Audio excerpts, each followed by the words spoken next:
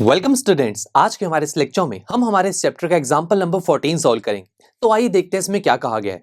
From a bus stand in Bangalore, if we buy 2 tickets to Malleshwaram and 3 tickets to Yeshwantpur, the total cost is 46 rupees. तो यहाँ हमें कहा गया है कि अगर हम बेंगलोर के किसी एक बस स्टैंड से मल्लेश्वरम के लिए 2 tickets और यशवंतपुर के लिए 3 tickets बाय करते हैं तो हमें वहां पर टोटल 46 रुपीज पे करने होंगे।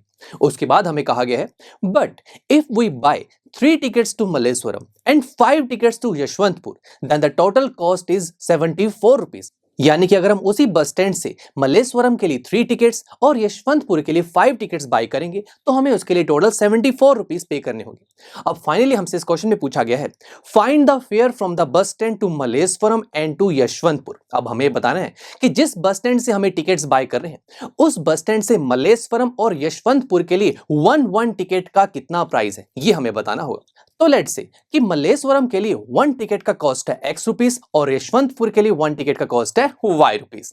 नाउ स्टूडेंट्स, सबसे पहली कंडीशन यहां पर क्या गिवन है कि जब हम मल्लेश्वरम के लिए 2 टिकट्स और यशवंतपुर के लिए 3 टिकट्स बाय करते हैं तो हमें 46 रुपीस देने पड़ते हैं, राइट।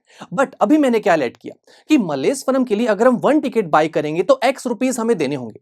तो हमने तो 2 टिकट्स बाय की हैं तो टोटल कॉस्ट कितनी हो जाएगी? Yes, 2x rupees. Similarly Yesvantpur के लिए 1 टिकट का कॉस्ट है y रुपीस। तो दोस्तों हमने तो 3 टिकट्स बाय की हैं तो टोटल कॉस्ट कितना होगा? 3y। अब दोस्तों ये जो 2x और 3y इसका जब टोटल सम करेंगे वही तो हमने पे किया, दैट इज 46 रुपीस। तो हमारे पास इक्वेशन क्या बनी? 2x plus 3y is equal to 46। Next, एक और कंडीशन भी तो बोली गई थी ना कि जब हम मल्लेश्वरम के लिए 3 टिकट्स और यशवंतपुर के लिए 5 टिकट्स बाय करेंगे तो हमें 74 रुपीस देने होंगे। तो आप सिमिलरली ऐसे इक्वेशन बना सकते हैं। देखिए कैसे, हमने क्या लेट किया था कि मल्लेश्वरम के लिए 1 टिकट का कॉस्ट है x रुपीस, तो दोस्तों 3 टिकट्स का कॉस्ट कितना होगा? Yes, 3x rupees. Similarly Yesvantpur के लिए 1 टिकट का कॉस्ट y रुपीस है तो 5 टिकट का कॉस्ट होगा 5y रुपीस।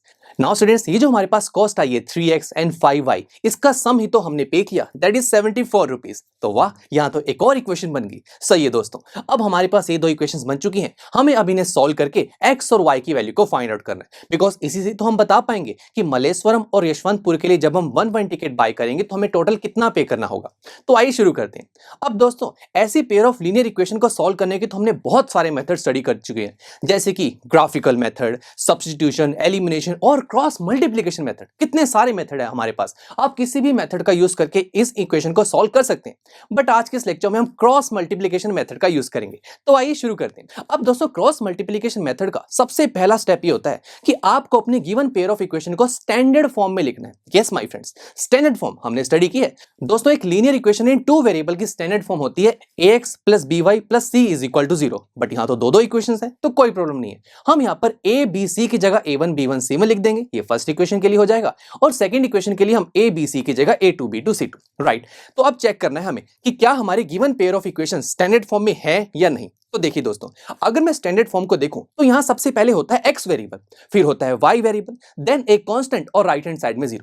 क्या ये चीज आपको अपनी given linear pair of equations में दिख रही है? चेक कीजिए, देखिए आपकी जो गिवन इक्वेशन है उसमें सबसे पहले x वेरिएबल है, बिल्कुल सही। उसके बाद y वेरिएबल, ये भी सही। उसके बाद कांस्टेंट नहीं है तो इसमें कोई प्रॉब्लम नहीं है। बट राइट हैंड साइड में 0 भी नहीं, ये प्रॉब्लम है दोस्तों। राइट हैंड साइड में 0 होना बहुत जरूरी है।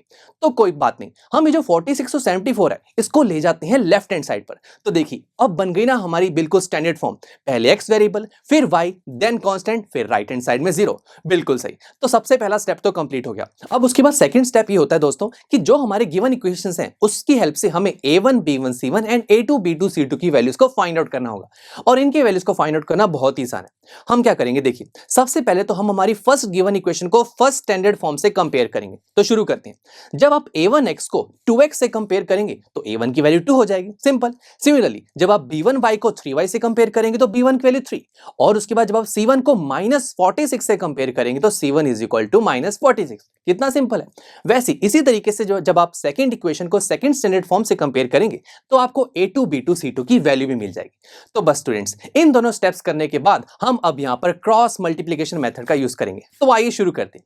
स्टूडेंट्स, इस मेथड में हम सबसे पहले तो एक चीज लिखते हैं, वो ये b c A B. Yes my friends, अभी हम फर्स्ट टाइम लिख रहे हैं तो इनके नीचे 1 1 1 लिख देंगे और उसके बाद हम दोबारा से ये चीज लिखेंगे B C A B, but हम ये सेकंड टाइम लिख रहे हैं तो इनके नीचे 2 2 2 लिख देंगे। सिंपल।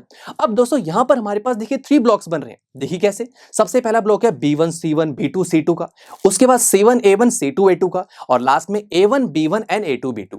तो दोस्तों मैथमेटिशियन ने इन ब्लॉक्स को एक नाम भी दिया था, हम स्टडी कर चुके हैं। फर्स्ट ब्लॉक का नाम होता है x block, second block is y and third block is constant जिसे हम 1 बोलते हैं। तो अब दोस्तों हम यहां पर देख सकते हैं कि यहां पर हमें A1 B1 C1 and A2 B2 C2 की वैल्यू चाहिए ना, तो कोई प्रॉब्लम नहीं है, अभी तो हमने फाइंड आउट किया है। तो बस यहां पर हम सारी वैल्यूज को इस साइड पुट कर देंगे। तो देखा हमारा ये पूरा सेटअप कंप्लीट हो चुका है। अब सबसे पहले देखिए क्रॉस मल्टीप्लिकेशन मेथड लगाएंगे, तो वो कैसे लगाते हैं आइए शुरू करते हैं, मैं आपको बताता हूं। सबसे पहले ब्लॉक को सिलेक्ट करेंगे।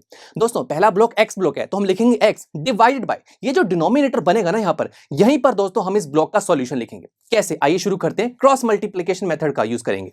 सबसे पहले तो हम मल्टीप्लाई करेंगे 3 को -74 से।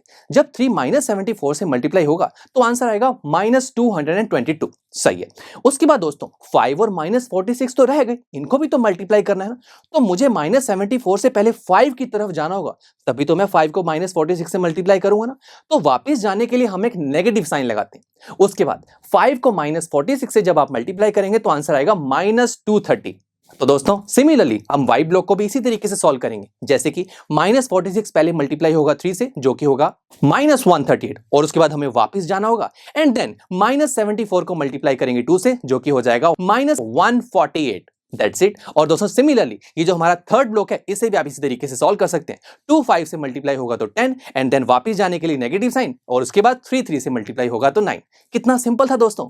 अब हम यहां से x और y की वैल्यू कैसे निकालें, बट वैल्यू निकालने से पहले देखिए जरा डिनोमिनेटर को हम सॉल्व कर सकते हैं ना, अभी तो करते हैं सॉल्व। देखिए ये -222, उसके बाद देखिए -230, तो ये जो बाहर लगा हुआ माइनस है ये अंदर वाले माइनस को चेंज कर देगा तो ये हो जाएगा +230। ऐसी दोस्तों सेकंड में भी यही होगा, थर्ड में तो देखिए कुछ ऐसा है ही नहीं। तो आइए इसे सॉल्व करते हैं। -222 + 230 जो कि होता है 8, उसके बाद -138 + 148 जो कि हो गया 10 एंड 10 - 9 is 1। तो देखा कितना सिंप्लीफाइड फॉर्म हो चुकी है यहाँ पर। तो बस अब मुझे निकालनी है x की वैल्यू ना, तो बहुत सिंपल है। अब देखिए मैं अगर फर्स्ट और सेकंड एक्सप्रेशन को कंपेयर करूंगा ना तो x की वैल्यू तो नहीं निकलेगी, x की वैल्यू तो कुछ y की फॉर्म में आ जाएगी, ये थोड़ी ना चाहिए, मुझे तो कुछ एग्जैक्ट वैल्यू चाहिए। तभी हम दोस्तों फर्स्ट और लास्ट एक्सप्रेशन को कंपेयर करेंगे, इक्वेट करेंगे।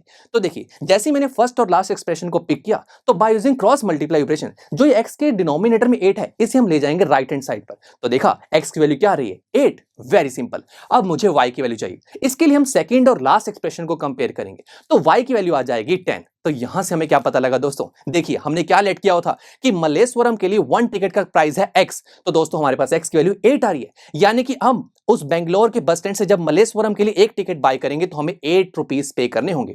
और नेक्स्ट हमने ये भी लेट किया हुआ था कि यशवंतपुर के लिए जब हम 1 टिकट बाय करेंगे तो y रुपीस का कॉस्ट आता है और y की वैल्यू हमारे पास आ चुकी है 10। तो मतलब जब हम उस बस स्टैंड से यशवंतपुर के लिए टिकट बाय करेंगे तो हमें 10 रुपीस पे करने होंगे। तो यही तो हमें फाइंड आउट करना था दोस्तों, कितना इंटरेस्टिंग था। तो चलिए अब मिलते हैं आपसे नेक्स्ट लेक्चर में जहां पर हम हमारे इस चैप्टर का एग्जांपल नंबर 15 सॉल्व करेंगे। आई एम श्योर स्टूडेंट्स आपको ये लेक्चर काफी पसंद आया होगा और ऐसे ही मजेदार तरीके से अपने हर एक कॉन्सेप्ट क्लियर करने के लिए डाउनलोड कीजिए PUSTACK ऐप को, जहां पर आपके पास और भी बहुत सारे ऑप्शंस होंगे जैसे कि back exercise solutions, tip videos, sample papers and much more. So what are you waiting for? Download the app now.